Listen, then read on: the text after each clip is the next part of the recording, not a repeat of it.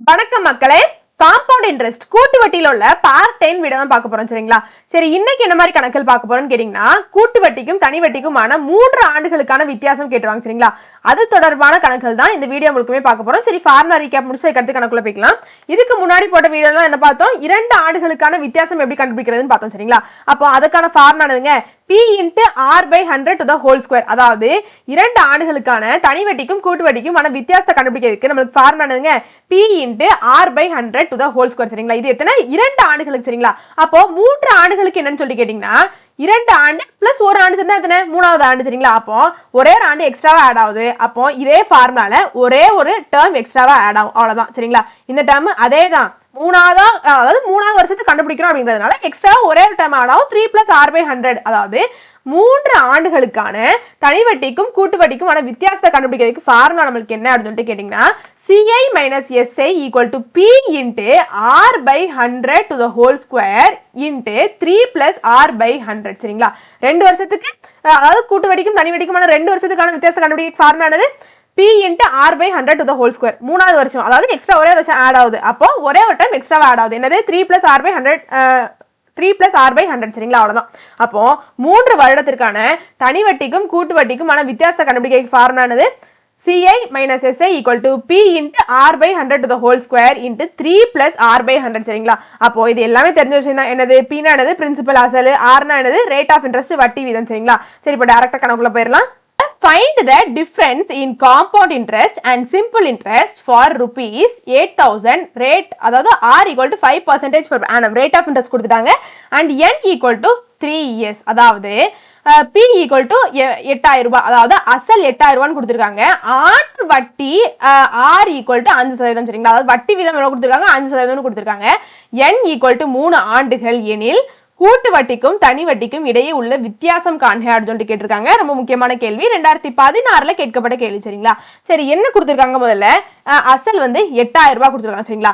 இந்த 8,000 ரூபாய் அப்படிங்கிற அசலுக்கு ஆண்டு வட்டி எவ்வளவாக இருக்குதா? ஒரு ஆண்டுக்கு வட்டி எவ்வளவு போடுறாங்க? 5% போடுறாங்க. சரிங்களா? அப்போ இந்த அசலுக்கான ஆண்டு வட்டி எவ்வளவு? 5%. சரிங்களா? சரி, இருக்கட்டும்.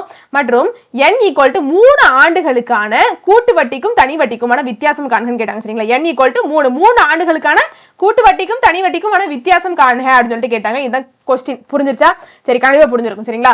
இப்போ என்ன பண்ணணும்? நம்ம கூட்டு வட்டிக்கும் தனி வட்டிக்குமான வித்தியாசத்தை கண்டுபிடிக்கணும். ஒண்ணுமே பண்ண வேண்டாங்க. என்ன பண்ணணும்? முதல்ல அசலை போட்டுக்கோங்க. சரிங்களா? அசல் எவ்வளவு? 8,000 ரூபாய். சரிங்களா? அசலை போட்டாச்சு. இன்ட்டு 5% இருக்கா? சரிங்களா? 5% இருக்கா? 5% எப்படிங்க எழுதிக்கலாம்? 5/100 எழுதிக்கலாமா? சரி, எழுதியாச்சு. இந்த 5% 2 முறை போடுங்க. சரிங்களா? 5/100 இன்ட்டு 5/100. சரிங்களா? அந்த 5/100 2 முறை போட்டுக்கோங்க. சரிங்களா?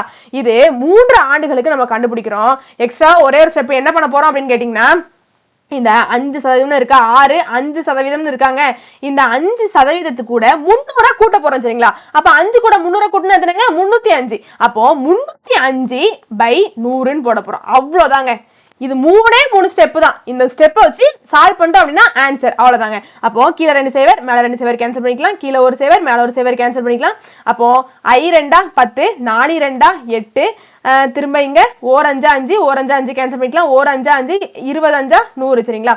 அப்போ திரும்ப 4 4 4, I 4 20, 4 5 5, 6 5 30, அப்போ 4 5 5. சரிங்களா? அப்போ 61 என்பதுதான் சரியான ஆப்ஷன் ஏ. சரிங்களா? அப்போ என்ன பண்ணிருக்கோம்? ஃபார்முலா நம்மளுக்கு என்னது? P into R by 100 to the whole square 3 plus R by 100. அப்போ அதேதான் ஃபார்முலா படி தான் கொண்டு வந்திருக்கோம். ஃபார்முலா படி போட்டா ஒரு 4-5 ஸ்டெப்ல ஆன்சர் வரும். இது நம்ம டைரக்டாவே போட்டு கொண்டு வந்தோம். சரிங்களா? அப்போ முதல்ல அசலை போட்டிருக்கோம். அதுக்கு அடுத்து என்னதுங்க? R by 100 to the whole square அப்படிங்கிறது ஃபார்முலாவா? R/100 ஸ்கொயர்னு இருக்கு. அப்போ R/100 into R/100 போடுவோம். ஸ்கொயர்னு என்ன போடுவோம்? R/100 into R/100 போடுவோம். அப்போ இங்க நமக்கு R மதிப்பு என்னது? 5. அப்போ 5/100 2 முறை போடணும். Into 3 plus R/100. சரிங்களா? இது எல்லாத்தையும் சால்வ் பண்ணி நம்ம இதை எல்லாத்தையும் இந்த ஃபார்முலால போட்டு கொண்டு வரதுக்கு பதிலா நம்ம டைரக்டா என்ன பண்ணிட்டோம்? போட்டு ஆன்சர் கொண்டு வந்துரும். சரிங்களா? அப்போ இந்த ஃபார்முலா படி தான். ஃபார்முலால போட்டா ஒரு 4-5 ஸ்டெப் எக்ஸ்ட்ராவா ஆகும். நம்ம டைரக்டா கொண்டு வந்திருக்கோம். வேற ஒண்ணுமே கிடையாது. சரிங்களா? சரி, பார்த்த கணக்கு போயிடுவோமா? இல்ல கொடுத்துட்டாங்க.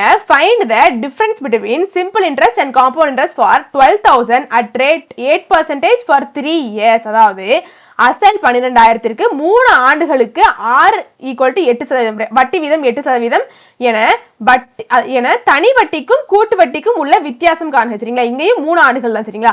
அப்போ நம்மளுக்கு அசல் என்ன கொடுத்துட்டாங்க, அசல் 12,000 கொடுத்துட்டாங்க சரிங்களா. கொஸ்டின்ல கொடுத்துட்டாங்க. சரி இருக்கட்டும். அதற்கான ஆண்டு வட்டி எவ்வளவா 8% இருக்குதான் சரிங்களா. சரி இருக்கட்டும். என்ன கேட்டாங்க, 3 ஆண்டுகளுக்கான n = 3 ஆண்டுகளுக்கான கூட்டு வட்டி தனி வட்டிக்கும் கூட்டு வட்டிக்குமான வித்தியாசம் காணுங்க அப்படின்னு சொல்லிட்டு கேட்டாங்க சரிங்களா. தனி வட்டிக்கும் கூட்டு வட்டிக்குமான வித்தியாசம் தான் கண்டுபிடிக்க போறோம். என்ன பண்ணணும், முதல்ல அசல் எழுதிக்கணும். அசல் எவ்வளவுங்க, 12,000 சரிங்களா. அதுக்கு அடுத்து என்ன பண்ணணும், ரேட் ஆஃப் இன்ட்ரெஸ்ட் 8% இருக்கா. அப்போ 8/100 போட்டுக்கலாமா. எத்தனை முறை போடணும், 2 முறை போடணும் சரிங்களா. அப்போ 8/100 சரி போட்டாச்சு. இன்ட்டு என்ன பண்ணணும், இந்த 8% கூட 3 கூட்டிக்கணும் சரிங்களா. 3 ஆண்டுகள் கேட்டாலே இந்த ஒரு ப்ரொசீஜர் ஃபாலோ பண்றாலே போதும் சரிங்களா. அப்போ இந்த 8% கூட 300 கூட்டிக்கோங்க. அப்போ 300 + 8 எவ்வளவுங்க, 308 சரிங்களா. அப்போ 10% கொடுத்திருந்தா 300 கூட 10 ஆட் பண்ணணும். 310/100 போடணும். அப்போ இதே ஒருவேளை 12% கொடுத்திருந்தா 3 ஆண்டுகள் கேட்டா மட்டும் அதை பண்ணணும் சரிங்களா. அப்போ 12% கொடுத்திருந்தா 12 கூட 300 ஆட் பண்ணி எக்ஸ்ட்ராவா அந்த ஒரு ஸ்டெப் மட்டும் ஆட் பண்ணிக்கணும் சரிங்களா. அப்போ இது 3 ஆண்டுகளுக்கு தனி வட்டிக்கும் கூட்டு வட்டிக்குமான வித்தியாசம் கண்டுபிடிக்க சொன்னா மட்டும் தான் இந்த ஸ்டெப் ஃபாலோ பண்ணணும் சரிங்களா. என்ன பண்ணணும், முதல்ல அசலை போட்டுக்கணும். அதுக்கு அடுத்து வட்டி வீதம் எவ்வளவு கொடுத்திருக்காங்க அதை 2 முறை போட்டு, மூணாவதா என்ன பண்ணணும், கொடுக்கக்கூடிய அந்த வட்டி வீதத்துக்கு கூட 300 கூட்டிக்கிட்டு அதுக்கு அடுத்து அதே மாதிரிதான் போடணும். 308/100 அதாவது 8% கொடுத்திருக்காங்க. 8 கூட 300 கூட்டிக்கிட்டேன் 308 ஆயிருச்சு. அப்போ 308/100 போட்டேன். அதுக்கு அடுத்து சால்வ் பண்ண நமக்கு ஆன்சர். இதுல என்ன பெரிய கஷ்டம், அவ்வளவுதான், வேற ஒண்ணுமே கிடையாது சரிங்களா. அப்போ கீழே 2 சேவர் மேல 2 சேவர் கேன்சல் பண்ணிக்கலாம். கீழே ஒரு சேவர் மேல ஒரு சேவர் கேன்சல் பண்ணியாச்சா. அப்போ 6 2 12 சரிங்களா. அப்போ I 2 10 சரிங்களா. சரி திரும்பியும் 4 5 5 இங்கேயும் 4 5 5 மிச்சம் 1 இருக்கும். புள்ளி வச்சிட்டோம்னா 10 ஆயிரும். 2 5 10 சரிங்களா. 8 × 8 64 சரிங்களா. 64 × 1.2 76.8 சரிங்களா. அப்போ 76.8. அப்போ இங்க என்னங்க இருக்கு, 308/100 இருக்கா. அப்போ என்ன பண்ணிக்கலாம், கீழே 100 2 சைவர் இருக்கிறதுனால மேல 2 ஸ்தானம் தள்ளி புள்ளி வச்சுக்கலாம் சரிங்களா. அப்போ 3.08 2 ஸ்தானம் தள்ளி புள்ளி வச்சிருக்கோம். கீழே 100 இருக்கிறதுனால இதே ஒருவேளை 10 இருந்துச்சுன்னா ஒரு ஸ்தானம் தள்ளி புள்ளி வச்சிருப்போம். ஏன்னா ஒரே ஒரு சேவர் இருக்கும். இங்க 2 சேவர் இருக்கிறதுனால 2 ஸ்தானம் தள்ளி புள்ளி வச்சிருக்கோம் சரிங்களா.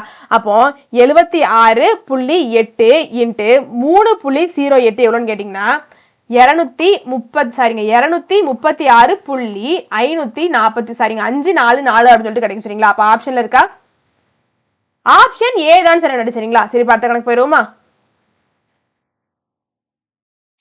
இதுல என்ன கொடுத்துட்டாங்க பாருங்க, the difference between compound interest and simple interest for 3 years at the rate of 10% per annum is 155 then the principal is. அதாவது வருடத்திற்கு 10% வட்டி விகிதத்தில் கூட்டு வட்டிக்கும் தனி வட்டிக்குமான வித்தியாசம் 3 ஆண்டுகளுக்கு 155 எனில் அசலானது யாதுன்னு கேட்டாங்க சரிங்களா.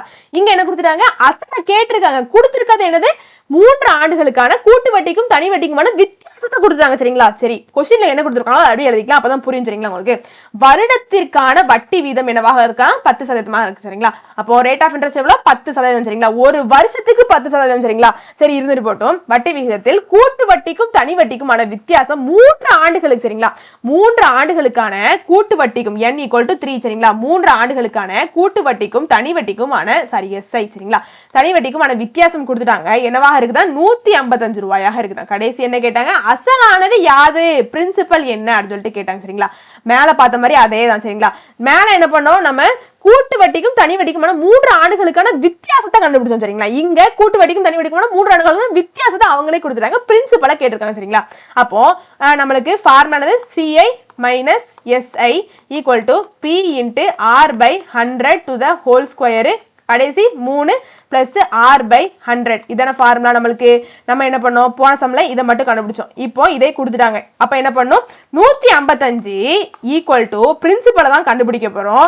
என்ன கொடுத்திருக்காங்க, R என்ன கொடுத்திருக்காங்க, 10% கொடுத்திருக்காங்க. அப்ப 10/100 எத்தனை முறை போடணும், 2 முறை போடணும் சரிங்களா. அப்ப 10/100 × 10/100 சரிங்களா. கடைசி ஒரே ஸ்டெப் என்ன பண்ணணும், இந்த 10 கூட 300 கூட்டிக்கணும் சரிங்களா. 10 கூட 300 கூட்டினா எத்தனை, 310. அப்போ × 310/100 அவ்வளவுதாங்க, வேற ஒண்ணுமே கிடையாது. இதை சால்வ் பண்ணிட்டா நம்மளுக்கு ஆன்சர் சரிங்களா.